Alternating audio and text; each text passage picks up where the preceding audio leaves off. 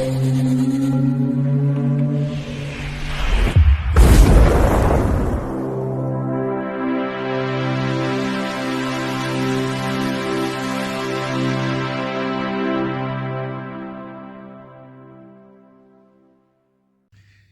Bayek, it's me Ian. Well, in today's video, it's continuing my What I've Watched series of videos. So I'm going through what I've watched. Okay, so before I get started into the physical media, I'd just like to say I have watched film Nuremberg, which is from this year, and that was brilliant. Starring Russell Crowe. Really loved it. Yeah, there were problems, I know, with some of the characters in it. He dominates the film so much, but it's a recommended film to watch without doubt. His performance as Goring is just amazing. Great film. Loved it. And then I've been watching a sci-fi series called Pluribus. I think this is from Apple, and this is, well, a great new sci-fi series. That's what we need more of, these kind of great sci-fi series. It's brilliant. It's an alien invasion, but with a big twist, really. It really is, and it's fantastic. Anyhow, so that's that. Let's get on with the physical media stuff that I've been watching. So, the first one is Hell Drivers. Now, Hell Drivers is such a great film. I absolutely love this. This is from 1957. It's directed by Cy Enfield. Now, Cy Enfield is well known for Mysterious Island. That was 1961. And, yes, Zulu. Zulu 1964, which is an absolute classic. This film, I think is great. It's an interesting film. The cast, listen to the cast. We have got Stanley Baker, of course, who I just think is fantastic. We've got Herbert Lom. We've got early appearance by Sean Connery. We've got Peggy Cummins. And we've got Jill Ireland. Wow. And there's even a bit of Sid James pops up. This is great. It's all these drivers have to earn their money by the amount of runs they do. The more runs they do, the more money they get. And the competition is very strong. They have to drive really fast on this route. And the more they earn, the more they do on that route, and that means going fast on these real dangerous looking country lanes, just driving along. It's quite a ride, and there's a baddie in this, and the baddie, of course, is played by the one and only Patrick McGoohan. Yes, Patrick McGoohan is a baddie in this. He's great as well in it. And Stanley Baker, he's there. He's got a secret, which he's trying to. He's not going on about. He's come out of prison, so he's from prison, and this is like a big chance for him to rehabilitate himself and earn money, get money, yeah. But he's going to be stopped by Patrick McGoohan because thinks he's the king, of this, and he's always at the top of the list. And the story develops from that, and it's great. Really enjoyed this. Fantastic. Next one There's a theme here. We are in The Criminal. The Criminal is from 1960. Now, this is directed by a director I think is just tremendous. It's Joseph Losey. So it's a Losey film. And Losey, I suppose everybody will point out, his masterpiece is The Servant, 1963. I also think The Damned, which he directed, which was a Hammer film, which is an amazing film. It starts off as like a biker film and then becomes a sci-fi film. That's from 1963. He also directed King and Country, 1964, and another film that I think is fantastic. In fact, I really rate it. It's a beautiful film starring Julie Christie, and it's The Go-Between, and that's from 1971. And also a French film that is so highly thought of, and it's got, well, just pure class about it, and that is Mission Klein from 1976, starring Alain Delon. Yes, it's brilliant. But yes, this film I think is really good. It gives another snapshot. What I like about these films as well is we see the locations as well, and the locations of sort of that period. It's always good to see. It starts off like as a prison drama. He gets released from prison, so we get all that side. Then from that we get him going back again, and then out again. We get both sides. It's really good. Exceptional film. Exceptional. Then we have another film which is interesting. This is called No Love for Johnny, from 1961. It's directed by Ralph Thomas.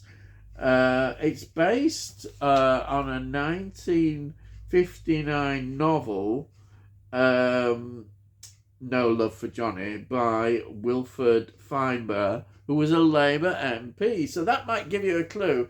It's a story about an MP, a Labour MP, paid by Peter Finch. And he's a northern constituency. No, he's lost his northern roots in many ways. His accent is changed.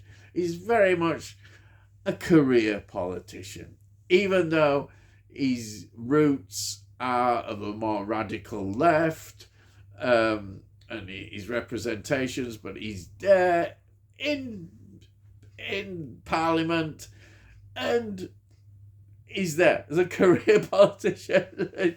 That's what it is, and it's all about, I think, his ups and downs in his life, his personal life, also mixing with the political intrigue going on.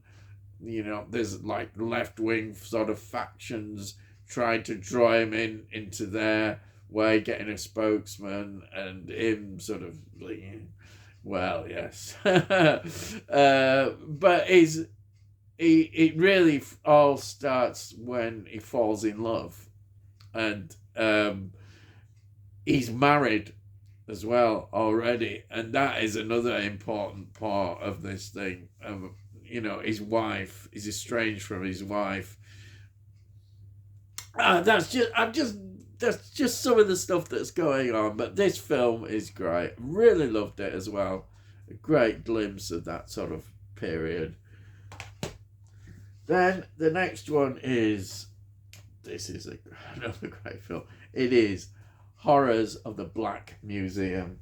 Now, this is directed by Arthur Crabtree, who was really more well known for TV series TV series is like The Adventures of Robin Hood, 1956. The Adventures of Sir Lancelot, 1956. And he was the director of all those Doctor films. So, yes, he had a TV series base of those, but he also did for the cinema the Doctor films as well, which started in 1954 with Doctor in the House and continued right on. Well, yes, it was a big series.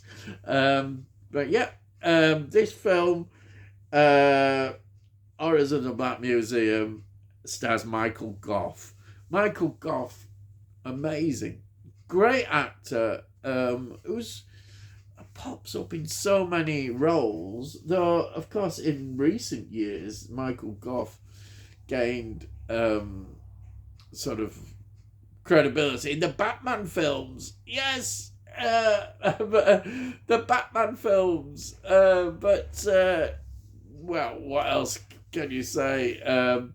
He's an actor whose face just is so recognisable and has been in so many things. But he's really good in this. He's a journalist, crime writer who is fascinated by crime, and he has his own black museum, which is filled with all these terrible instruments, if you want to call it, and trophies from terrible crimes. Nobody knows about this. But look at this cover. This cover is great. You see these binoculars here? They've got like spikes coming out. And we see this horrific scene of this victim, this woman who puts these binoculars to her eyes and it goes into her eyes and kills her. Great illustration there. But this film is great. It just develops so well. I can't help but think how good it is. Other people in it are June Cunningham, Shirley Anfield, and Graham Kerno. I loved it. What more can I say? Brilliant. Now, the next one, we got a link here. This is The She-Beast from 1966. Now, this is directed by Michael Reeves. Michael Reeves only made 3 films. Tragically, he died very young. I think he was 28. He died 28 years old. And those 3 films are all closely looked at. And his real film that everybody talks about, I'm going to talk about next. But this we'll just talk about first. This is The She-Beast from 1966. It stars Barbara Steele. Now, Barbara Steele's an interesting actress. She was in The Pit and the Pendulum, 1961. Roger Corman, Vincent Price. She was in The Horrible Dr. Hitchcock, 1962. She was in Castle of Blood, 1964. She was in Nightmare Castle, 1965. She was in Curse of the Crimson Altar, which is a brilliant film starring Christopher Lee and Boris Karloff. She was in Shivers. Oh, yeah, Shivers. I love Shivers. That's 1975. She's in Piranha. Yes, 1978. And the last film I've got down here is The Butterfly Room, 2012. Great, absolutely great.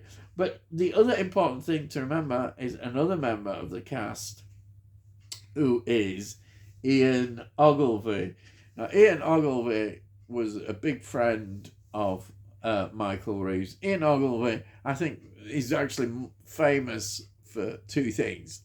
In the next film I'm going to talk about, because it's remembered so well, but his role in The Return of the Saint, because The Saint was a great cult series, Roger Moore and all that. But they revived the Saint with the Return of the Saint, and he was involved in that. This is it's a tale, which it's a tale of vengeance. Really, it goes right to the past. A woman is sort of accused of witchcraft by all these people, and we see it at the beginning, and she gets dragged there, and she's murdered, and she swears vengeance against all the descendants of these people who've done this to her. And that's why the story continues when we come to the present day, and a couple are on their honeymoon, which is Ian Ogilvy is one of these, and there's a tragic accident. His wife dies, and from that story, things take a dramatic turn and change. And that is that's all I'm going to say too much, because I want to give it away. It's a good story. This for a first film is pretty good. It's it is kind of obviously it's got its limitations because on the budget as well, but I think it's a good film. It's a very enjoyable. But then, as I say, the film that really puts it all up there is, of course, this one. This is one of my favourite films. It's The Witchfinder General, 1968, starring Vincent Price and as Matthew Hopkins, which is based on a historical character in the Civil War period, when the country is kind of in turmoil. In a local level, a character like him thrived, and his job was going round, finding witches, being invited by various communities to get the witches out and expose them, get rid of them, and then move on. And he gets paid for doing that, testing them. And he, as I say, is based on an actual character.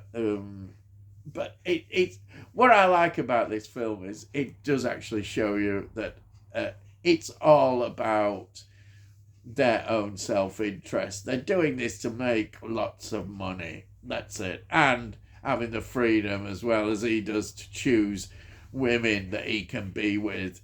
It's all hidden. Well, it's not hidden in that sense, but they're pretending almost that they're doing this for the work of God and all that, but it's a very much selfish thing for themselves and the money they make from this, because he has an assistant with him who's a real awful character as well. Vincent Price, he's so good in this part. I think this is a great performance, and he's restrained. He doesn't camp it up. He could easily have got really camp. He does it, and he's a real evil character in this. Absolutely think this is a great performance by him.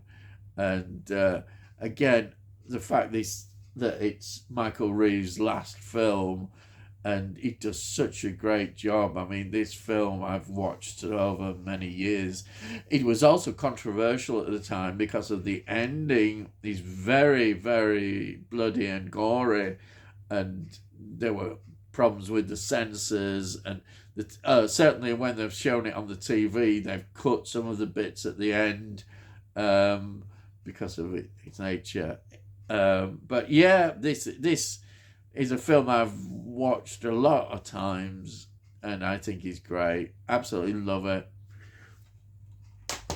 The next one is Revolver from 1973. This is directed by Sergio Sollima. He's an Italian director who I think his most famous film, linked with spaghetti westerns, is The Big Gun Down from 1967, starring Lee Van Cleef. I think that is the one that people point to. Now, this film stars the wonderful, brilliant, controversial Oliver Reed, and also Fabio Testi, who is an Italian actor, who is an interesting thing. He worked as a stuntman on The Good, the Bad, and the Ugly of 1966. Of course, the Clint Eastwood thing. So there's an interesting connection with the spaghetti westerns and Lee Van Cleef. There we are. This is an Italian, East German, French financed film. So Oliver Reed, as usual, taking on so many different roles in films. This one, it's a criminal, crime-based film, and he plays a police. No, he's not police. Sorry, he's a prison warden official. A prison warden official. I think that's the way of putting it. And what he finds is that his wife has been kidnapped by these criminals, and they say the only way they'll release her is if he can give freedom to this person, this inmate who is played, say, by Fabio Testi, and it's something he doesn't want to do, but of course he's got to do it, and he does it. And it's interesting because between these two, this is a great picture on the front, they kind of build up a strange kind of relationship and almost a bonding together. His pursuit of getting his wife is the main driving force in everything he's doing. This is good. This is another good film. Oliver Reed, such a great actor. He's doing it again. How, of course, you read about the background to this story again. You wonder how on earth he was able to produce great performances. And as the director jokes, we always made sure that we didn't go filming too much into the afternoon. Because by the afternoon, he probably was too drunk. But he always was good with his lines, always professional, even though the drink was always a big part of Oliver Reed's life. And then finally, in many ways, this next film, this was a first-time watch, and it surprised me how brilliant this film is. It's just something that I just think is amazing. It's an Australian film. Again, we've been a lot of Australian films coming up, and this is We of the Never Never. Now, I can think of some people who really will enjoy this, because if you love film, you will love this. It's from 1982, and it's based on a true story of Jenny Gunn. And she is an amazing character, this Jenny Gunn. It's directed by Igor, I think it's pronounced Uzins, Auzins, Uzins, who's really more renowned for the Australian TV series and TV films. And it stars an actress I've not really come across before. She's an Australian actress, Angela Punch McGregor. And then I said that I've not come across her before. But then, of course, she's in The Chant of Jimmy Blacksmith, which is a brilliant film, which I reviewed, I think, probably last week. That's from 1978, and that is such a great film. Quite a dark film as well, but a really good film. Also, she was in The Delinquents, 1989, which surprised me, which is a Kylie Minogue film. Yes. And then it's also got Arthur Dignam as a Australian actor, and a face again you might remember is Tom E. Lewis, who was in The Chant of Jimmy Blacksmith. That from 1978. He is a very recognisable Aborigine actor. Yeah, again, the cast is already saying this. I think this film is so well made. It's the story and all the actors in this film. They just produce such great performances. The story is that Jeannie is an upper middle class background, and it's a story of how she marries this man from the outback, the boss of this particular area that he works on, and it's a adaptation to in the outback, because all the people that work there say there's no place for a woman. Hey, we can't have a woman working here. Fair dinkum. No. And she is determined to change that attitude in a way by her own actions. I don't think she's got a particular mission. It's just in her character. Her character is that she is not going to do that. She's not going to be the dutiful wife. They think, and it's interesting that her husband thinks the job is to get the house built, and then it'll all be inside. That'll be her responsibility in the house, but not outside. But of course, she's not going to be like that. She's not going to stand around, and she wants to be involved in doing all sorts of things. She starts to make a difference, and it's a touching story. You know, all these handicaps that she's facing and the resentment, but in the end, she gains the respect of these people. These men are saying it's not a place for a woman to be out here, and this film just works, and it's a good example of a film that they've made in the past. This is from 1982, where the story, in a way, puts forward the viewpoint of that. There's no banging away at a message here. We just see the wonderful story of this woman, and it is outstanding. It's how films should be made, like this. I just can't praise this film enough. Absolutely loved it. Anyhow, I think I've gone on too long there. Really loved all these films I've watched this week, and hope you've enjoyed me going through them. So that's it. Yes. So if you have liked this video, please give it a like. It's good for my channel. Gets it out to YouTube. Hopefully other people might enjoy it. If you've got any comments, please put your comments down. I love to read your comments. I'll always reply to them.